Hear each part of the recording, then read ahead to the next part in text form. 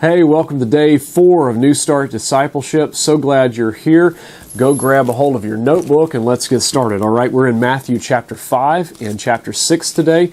And quickly, word, if you don't have one of these, go to the website, the homepage of the website, and you can find a place there to purchase these. All right, I want to just talk to you about Matthew chapter 5 and 6 real quickly, okay? If you're reading today, here's something I want you to notice.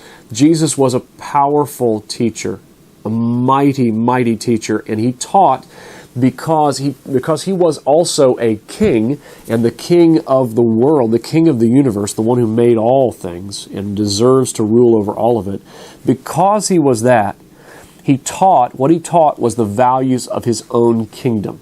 All right, so he teaches, here's the ethic, here's the rules, here's the ways of being in my kingdom. You want to be a member of my kingdom? The kingdom of God is here.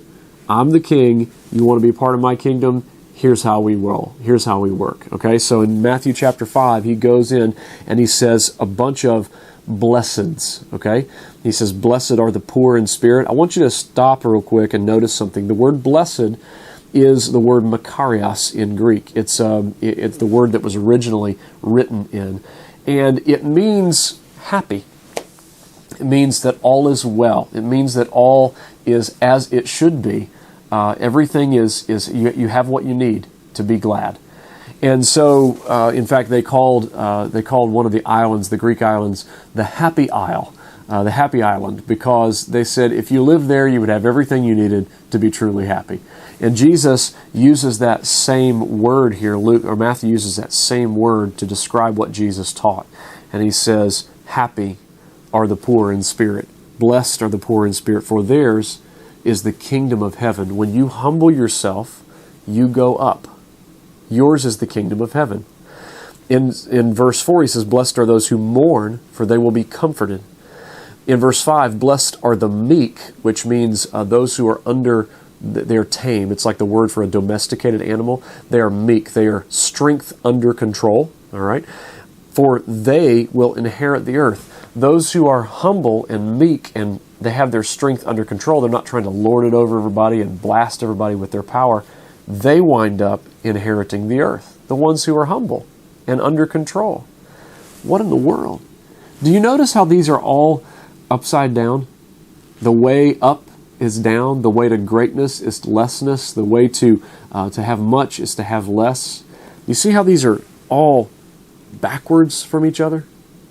Now, I want to just tell you that the kingdom of God is like that. It's like that. It's an upside down kingdom. And when you consider the world around you, and how differently the world around you operates from this.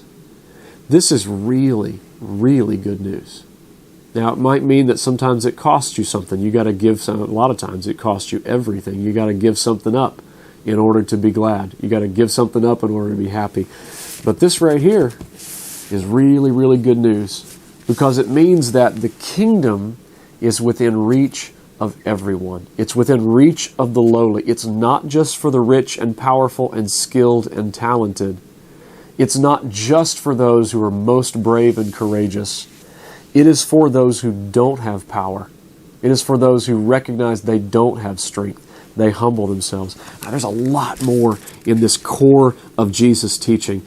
Chapters 5 and 6 are full of incredible, incredible things about being salt and light. And Jesus gives this kind of contradiction to the normal ways of thinking. He says, "You've heard it said, but I say unto you." All right, so he'll give like this. He's correcting things that people have misunderstood about the teachings of God. He moves them from outward things only to inward. I want you to notice that. He says in verse 21 of chapter 5, "You have heard it said, do not murder, but I say to you, anyone who is angry with the brother or sister will be subject to judgment." So do you notice that he moves it from only outside to inside things as well? Jesus cares about the outside and he cares about the inside. All right, let's get started on the day. You follow through with the rest of it. He's going to teach us how to pray. It's going to be fantastic. Let's get started. Matthew chapter 5 and chapter 6.